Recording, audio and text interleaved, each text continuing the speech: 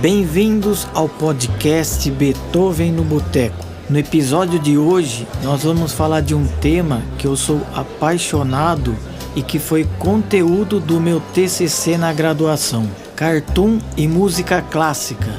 Os tópicos de hoje: os primórdios da animação, a música e o Walt Disney, Silly Symphonies e Skeleton Dance, fantasia, a fusão do pop e do clássico, a música clássica e os estúdios de animação. Muita gente teve contato com a música clássica pela primeira vez através dos desenhos animados quando criança. Acho que foi justamente o meu primeiro contato mesmo com música clássica. Muito do meu repertório veio justamente daí. Tom e Jerry, Pica-Pau, tudo isso, né? Talvez seja até um problema do nosso sistema de educação, em que a gente não tem muito contato com música clássica, mas eu e acho que toda a minha geração começou justamente por aí. Foi aí que eu também comecei a tomar gosto mesmo, né, de ouvir música clássica. E você? Eu também tive essa mesma experiência assistindo Pica-Pau, Tom e Jerry, Pernalonga. Até pensando aqui agora, né, tipo, Tom e Jerry tinha a violência e a música clássica, igual Laranja Mecânica. Exatamente, é uma boa referência e, cara, talvez alguns episódios nem passariam nos dias de hoje. Acho que não. Os primórdios da animação. Vamos lá, passar um pouquinho sobre o básico desse tema, né? Do que eu vi aqui, agora, para quem fala francês, perdoe pelo assassinato que eu vou fazer na pronúncia das animações aqui. Como tudo, assim, é um pouco contestado qual foi a primeira animação, mas a mais antiga que eu encontrei aqui se chama Pauvre Pierrot, que eu acho que é Pobre Pierrot, de 1892. É bem antigo esse, hein? Bem velho, final do século XIX. Então foi uma animação feita à mão, né? Eram desenhos feitos à mão com 500 imagens individuais. Mas agora também aí tem, de novo, começa as controvérsias, tem os historiadores que acham que foi o Fantasmagorie, o primeiro, que esse seria de 1908. Cada um tem uma diferença na técnica como eles fizeram, né? Do que eu vi, faz que foi o primeiro a usar técnicas tradicionais. Então, o que seriam técnicas tradicionais? Existem várias, né? Então, aí também considere um chamado Funny Faces, que é de 1906. De qualquer forma, é menos de 10 anos de diferença entre esses, né? Funny Faces ele foi usado já com stop motion. Essa técnica de stop motion vem lá de trás dos primórdios. Sim, de 1906. E uma coisa assim sobre animação nos primórdios, que assim como tudo do cinema, né? Ele era considerado mais uma curiosidade do que uma forma de arte. Ele era muito apresentado em vaudeville, que era um gênero de entretenimento, como meio que se fosse um teatro de variedades. Tinha de tudo, aparecia, sei lá, mágico, aquelas coisas de freak show. Inclusive, as animações, elas tinham, especialmente no início, bastante influência do vaudeville, mesmo depois que já tinham saído disso, né? Na forma das coisas que aconteciam, as piadas que eram usadas e tudo mais. E foi assim com a animação até que resolveram começar a trabalhar com áudio junto, né? Então, aproveitando esse gancho, o próximo tópico é a música e o Walt Disney. Aí começa a ficar sério o negócio. Aí começa a ficar sério e muito bem estruturado. No final da década de 20, nasceu o cinema sonoro e os primeiros curtas do Mickey Mouse foram planejados para serem filmes mudos. Quando o primeiro filme sonoro, de Jazz Singer, foi um grande sucesso na década de 20, Walt Disney correu produzir o terceiro curta do Mickey Mouse, chamado de Steamboat Willie, de 1928, já nos moldes de desenho animado sonoro. Ele logo percebeu que o futuro do cinema e da animação era o áudio. Exato, e Walt Disney sempre foi um visionário, né? Nessa parte, pelo menos aqui do que eu pesquisei, o cara foi realmente bastante visionário. Ele queria levar ao máximo as fronteiras da tecnologia do áudio na animação. Foi aí que eles começaram a investir no áudio e na música. E o primeiro diretor musical, compositor da empresa Disney foi Carl Stalling. O Carl Stalling compôs as trilhas sonoras de cerca de 15 curtas do Mickey e Silly Symphonies. Então, Walt Disney, assim como o resto de Hollywood, queriam explorar as músicas, tanto pop como clássica, nos filmes e animações. E o processo criativo envolveu uma grande colaboração entre departamentos. O compositor começou a trabalhar junto com o diretor. E um detalhe, a música é sempre gravada antes. Como, por exemplo, uma sequência de dança animada exigia que a música fosse gravada bem antes para que a animação pudesse ser baseada nela. Com certeza. Uma coisa que eu li sobre isso é que as pessoas que eram da parte de animação começaram até a estudar um pouco de música e às vezes dança, né? Para poder entender melhor como funcionava e como usar isso, não é? É isso mesmo, mas depois eu vou falar um pouquinho mais detalhado sobre esse assunto. Primeiramente, a música era gravada somente com o piano, que serviria de apoio temporário, e depois era substituída pela gravação final com a orquestra. É mais ou menos como é feito hoje em dia. Tem as temp tracks, o compositor trabalha em cima das músicas de referência e depois grava a versão final com banda, orquestra e etc. E na época, eles não estavam conseguindo a sincronização do som com a imagem. E sabe como eles fizeram? Como? O diretor de criação Wilfred Jackson ouvia o Walt Disney dizer: "Eu sei qual é a velocidade em que a animação acontece, mas qual é a velocidade em que a música acontece?" A mãe do diretor era professora de piano e sugeriu que utilizassem o metrônomo para determinar o número de quadros da animação pelo número de compassos da música. Olha a importância do papel do professor. Importante. Para quem não sabe, metrônomo é um equipamentozinho assim que fica contando o tempo da música em BPM, né? Batidas por minuto. Então, 60 BPM, 60 batidas por minuto, 90 batidas por minuto e por aí vai. Se assim você sabe qual é a pulsação da música. É isso aí. E voltando um pouquinho no que o Daniel comentou lá atrás, o Walt Disney incentivou seus funcionários a estudar história da música, diversas peças musicais e também instrumentos musicais. Ele entendeu que ao adicionar som e música nas imagens, ocorreria uma mudança na percepção. Imagens sem importância podem transmitir emoções quando acompanhadas de som. E também, antes do Walt Disney, quando eu falei também da época do Vaudeville, os caras, o que acontecia muito, igual filme mudo, tinha alguém tocando o piano, né? Às vezes era alguma música que ele improvisava e muita coisa não dava certo. Ficava fora de sincronia, não era a mesma coisa. Era tipo assim, de um experimento, né? Sim, era experimento. E vamos para o próximo tópico. Silly Symphonies e Skeleton Dance. O que foram as Silly Symphonies?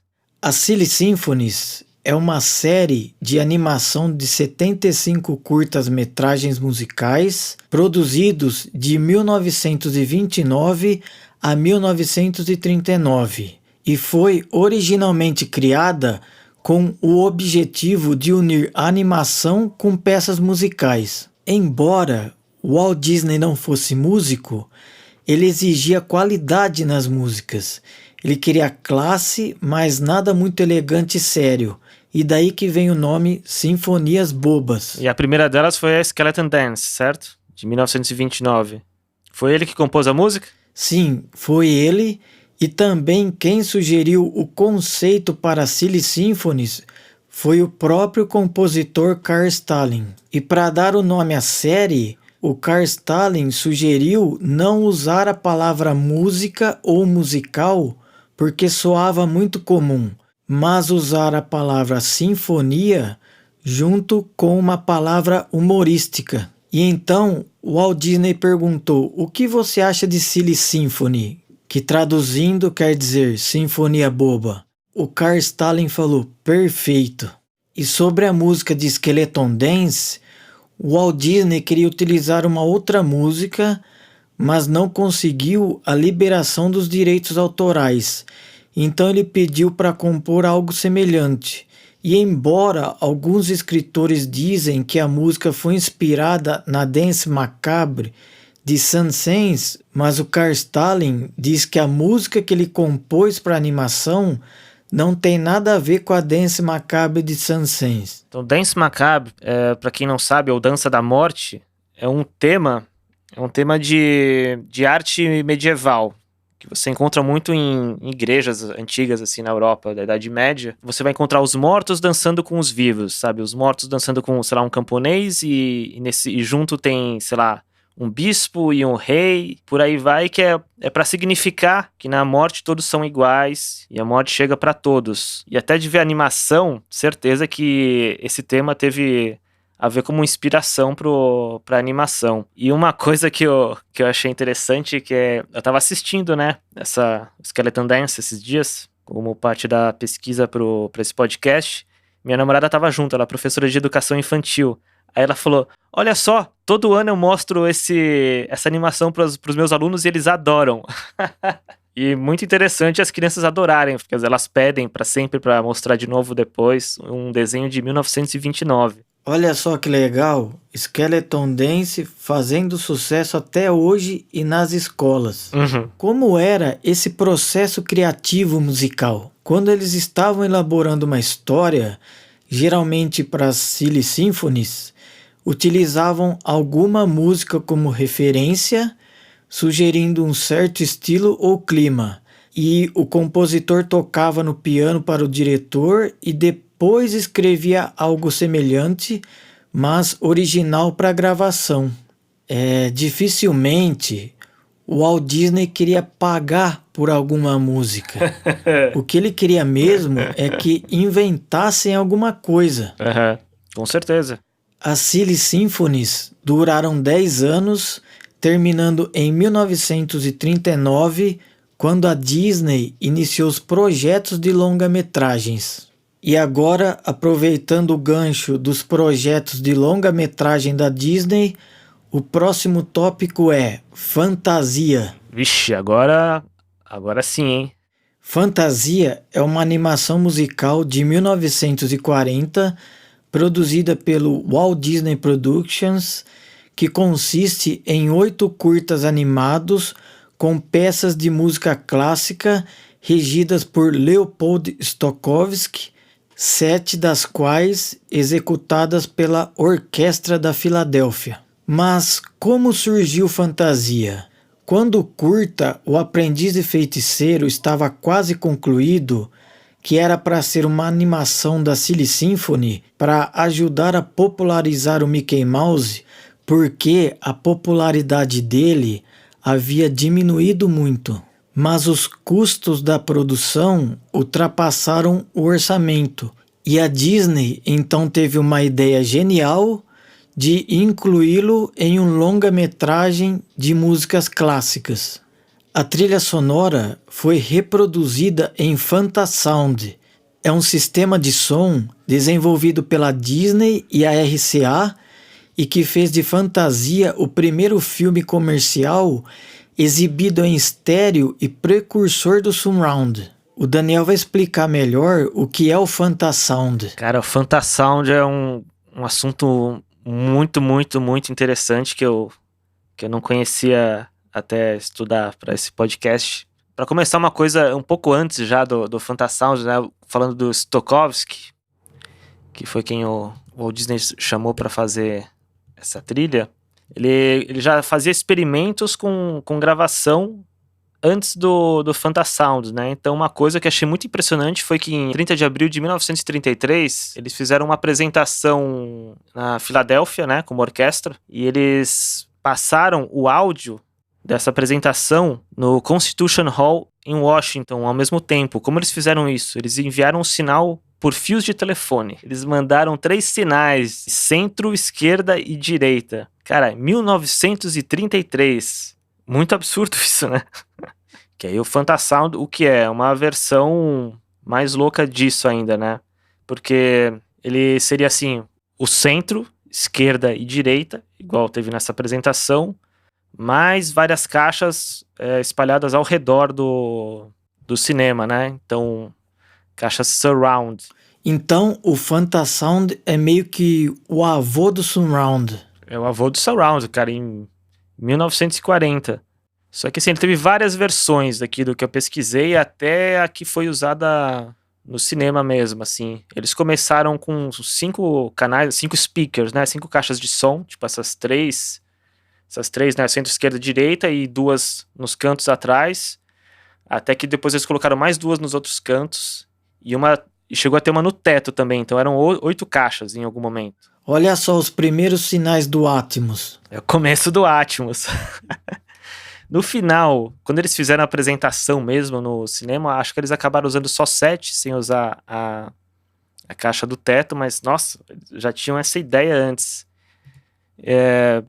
Só que era um sistema muito difícil de fazer funcionar, porque tinha que no começo, ser feito de forma manual a parte surround, né? As caixas dos lados. Alguém tinha que ligar e desligar as caixas. Então sempre dava errado a parte de sincronia.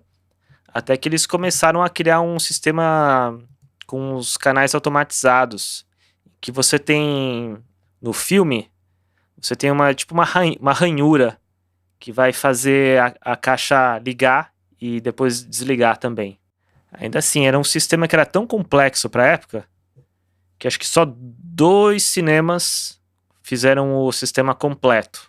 Os outros foi só estéreo, aí falam até que por isso Fantasia não fez tanto sucesso comercial quanto poderia ter feito, né? Você tem alguma coisa que funcionasse mais ou menos similar a isso, acho que só nos anos 70, né? Com um som quadrifônico. A trilha sonora foi gravada em 1939. Eles gravaram em 7 semanas. Eles usaram 33 microfones. Nossa, tipo 33 microfones espalhados ali para captar cada instrumento da orquestra. Para gravar toda a orquestra, né? Porque eles têm os microfones, digamos assim, que de sala, né? Que pega o todo, né? Mais longe, pegando o som da orquestra, soando como um todo, mas também pegando as seções da orquestra, né? 33 microfones. E o problema de fase? Então, mas nessa época eles não sabiam disso ainda. Eu não sei como eles fizeram, mas pode dar esse problema de fase. Mas quanto mais microfone, mais chance de dar algum problema de fase. Só para explicar um pouco aqui, né? A fase, né, a gente tem uma fase positiva e negativa. Quando você pega 2 microfones, eles estão um do lado do outro, o som vai chegar ao mesmo tempo. Então essa fase positiva e negativa estão juntas. Quando eles estão distantes, o que está mais perto da fonte sonora, por exemplo, a fase positiva chega antes e o outro vai chegar com um delay. Isso que é o problema de fase. Quando eles estão fora de fase, eles começam... Tipo, se estiver totalmente fora de fase, eles se anulam, você nem ouve nada. E essa é uma coisa que foi se descobrindo mais com o tempo, conforme se gravava com mais canais. Fantasia é um filme pioneiro em muita coisa na parte da música e do áudio. E você, como profissional do áudio, o que você aprendeu com o Fantasound? Cara, eu achei extremamente impressionante tudo sobre isso, assim. Eu não fazia ideia de que nessa época já se pensava em som estilo surround. O que eu entendi foi uma ideia do próprio Walt Disney, isso, né? Que é a forma como ele imaginava a fantasia funcionando. Ele não queria ele achava que o som era muito sem corpo dos filmes que ele via, né? Ele queria que parecesse uma orquestra na sua frente, tocando. Tanto que, assim, uma coisa legal do Fantasound também é a forma como eles tinham um alcance dinâmico maior. Só para as pessoas entenderem, a gente ouve até mais ou menos uns 120 dB de alcance dinâmico. Acima de 120, sei lá, estoura o tímpano do ouvido. Seria tipo, sei lá, um avião, uma turbina de avião. E os filmes da época, eles tinham um alcance dinâmico, assim, de cerca de 35 dB de alcance dinâmico, que seria do som mais baixo até o som mais alto. Essa é a diferença de 35 dB. O Fantasound conseguia 75 dB. Eu fiquei bastante, cara, impressionado com o Fantasound. Queria até saber mais sobre isso depois. Eu também fiquei impressionado com toda essa técnica que foi desenvolvida para o longa Fantasia. E agora a relação das músicas que tocam em Fantasia. Então o longa inicia com a Toccata e Fuga em Ré menor de Bach, e em seguida a Suíte Quebra-Nozes de Tchaikovsky, depois o Aprendiz e Feiticeiro de Paul Dukas, a Sagração da Primavera de Stravinsky, a Sinfonia Pastoral de Beethoven, a sequência cômica do balé Dança das Horas de Ponchielli, Night on Bald Mountain de Mussorgsky e, para finalizar, Ave Maria de Schubert. E na década de 40, Walt Disney vem ao Brasil para divulgação de fantasia e acaba conhecendo alguns ilustres brasileiros, Getúlio Vargas, Heitor Villa-Lobos e Ari Barroso, que é o compositor de Aquarela do Brasil. E tem um fato super curioso que Walt Disney convidou Ari Barroso para trabalhar com ele lá em Los Angeles, mas Ari recusou a proposta e disse "Because don't have Flamengo here". Essa foi a desculpa que Ari Barroso, um flamenguista doente, deu para não aceitar o convite de Walt Disney. Tá certo, se não tem Flamengo, não tem que ir. Cara, essa proposta é o sonho de qualquer compositor hoje em dia e tipo, o Ari Barroso rejeitou assim, numa boa. Eu sou fã do Ari Barroso, mas ele era meio doidinho. Agora, o próximo tópico, a fusão do pop e do clássico. Dois importantes músicos se juntaram ao departamento de música dos estúdios Disney, Frank Churchill em 1931 e Lee Harline em 1932, e juntos ajudariam Disney na fusão do pop com a música clássica que ele tanto desejava em sua produção. Um era pianista de jazz e o outro tinha formação universitária de música. E esses dois músicos criaram o que se tornaria o som característico da Disney, que é a música com uma melodia atrativa e toda orquestrada. Branca de Neve e os Sete Anões foi o primeiro longa-metragem animado, não foi? Sim, foi o primeiro longa animado no qual o Frank Churchill quem compôs toda a trilha sonora. Uma coisa que você me falou esses dias aí que achei muito interessante é que Branca de Neve tem uma estrutura estilo de ópera, né? Isso é na parte da abertura dos créditos iniciais. Se você reparar, os desenhos daquela época tinham uma abertura grandiosa, orquestrada, parecido com aberturas de ópera. Mas por que isso? Porque na época não existia compositores de música de cinema. Ou eram compositores de música popular ou compositores de música de concerto. Influência direta da música clássica, muito legal. A primeira música da Disney a tornar-se um sucesso foi Quem Tem Medo do Lobo Mau, em 1933. Ela foi composta por Frank Churchill e usada no curta Os Três Porquinhos. Agora, ela é reconhecida como a música mais vendida de um curta de desenho animado. Essa música é um clássico mesmo, até hoje. Agora eu vou comentar de um outro compositor que não é da Disney, mas ele foi muito importante para as músicas de cartoon. O nome dele é Scott Bradley, é o compositor das músicas do Tom e Jerry. Uma vez ele teve um problema em um dos episódios que durante um dia inteiro se preocupou com uma frase de 2 compassos. Tudo que ele tentava parecia fraco e comum. E depois de muitas tentativas, ele experimentou a escala dodecafônica e acabou encontrando a sonoridade que procurava. A escala era tocada pelo pícolo, oboé e fagote em uníssono, que, para quem não conhece, são os instrumentos de madeira da orquestra. E tem uma frase do Scott Bradley que eu nunca me esqueço, que ele diz, abre aspas, espero que o Dr. Schoenberg me perdoe por usar seu sistema para compor música engraçada, mas até os músicos da orquestra riram quando estávamos gravando. Fecha aspas. Que demais. Tom e Jerry sendo avant-garde, usando música tonal. Olha que sensacional. Imagina só os músicos da orquestra, o maestro, os engenheiros de áudio, gravando os episódios de Tom e Jerry e se divertindo com aquilo tudo. Esse foi um toque genial e inesperado.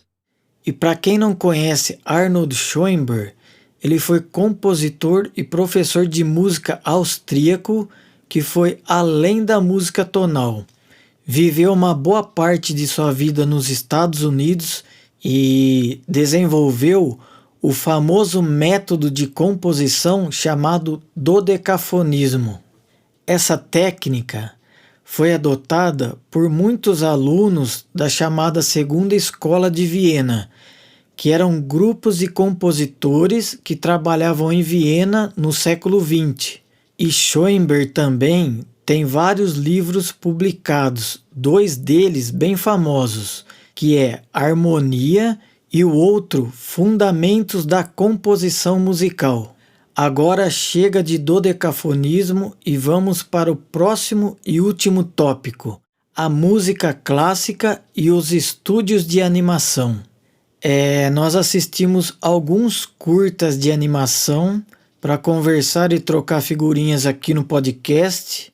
Vamos começar pelo Daniel. Qual desses curtas você achou mais interessante e te chamou mais atenção? Interessantes são todos, né? Eu acho que, se não todos, quase todos eu assisti quando era criança. Então foi interessante rever como adulto, como músico também, né? Depois desse tempo todo e ver a parte técnica. Mas um que eu gostei bastante foi o da Pantera Cor-de-Rosa. Aquele que tem a Quinta Sinfonia de Beethoven. Tem a Quinta de Beethoven e ele começa a tocar o tema da Pantera Cor-de-Rosa lá. É nesse curta que tem um cara na plateia que começa a tossir toda hora, a todo momento, e não deixa o maestro iniciar. Toda vez que o maestro vai começar, ele começa a tossir e o maestro para, saca uma arma e dá um tiro no cidadão. Sim, sim. Esse desenho animado que o Daniel comentou da Pantera Cor-de-Rosa se chama Pink Plunk Pink, de 1966, e você encontra fácil no YouTube para assistir. Um que eu lembro bastante dos que a gente viu aqui era de assistir quando era criança, é o do Pernalonga Regenda. Tá com um tenor, que ele quase mata o cara sufocado. Esse é um dos que eu mais gosto também, e o nome do desenho é Maestro Leopoldo Pernalonga, de 1949. Esse episódio é uma paródia do maestro Leopold Stokowski, que regeu a trilha sonora do longa Fantasia. É, exatamente esse. Cara, esse episódio é muito engraçado. O Pernalonga é muito louco. O Pernalonga é muito louco. E tem uma animação do Tom e Jerry que eu gosto muito, que chama-se Johann Mouse, de 1953.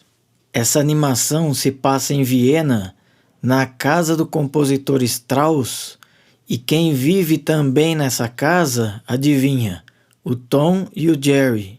E o Tom, para chamar a atenção do Jerry, para ele sair da casinha lá do buraco onde ele mora, ele começa a estudar piano. Porque quando o Strauss está em casa tocando piano, o Jerry sai da casinha e fica ali fora observando. Então o Tom teve essa sacada e também resolveu estudar piano para atrair a atenção do Jerry.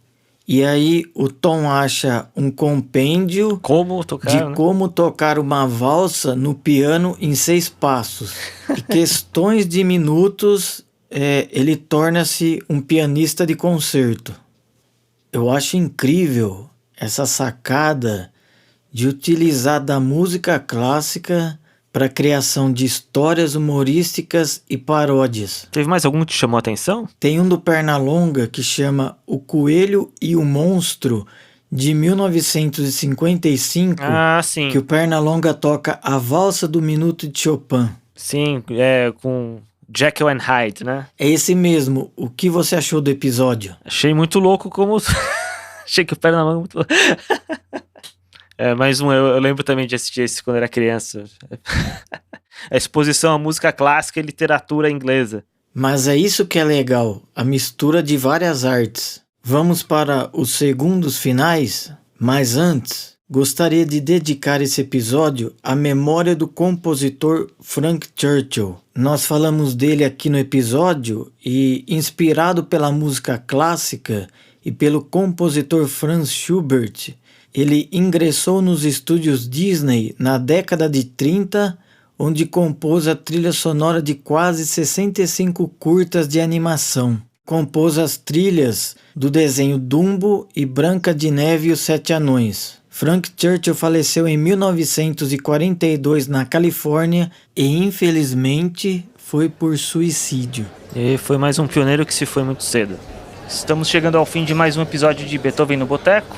Vamos finalizando aqui antes que a banda resolva tocar o tema de Pantera Cor-de-Rosa e desmonetizem a gente. Então, até a próxima!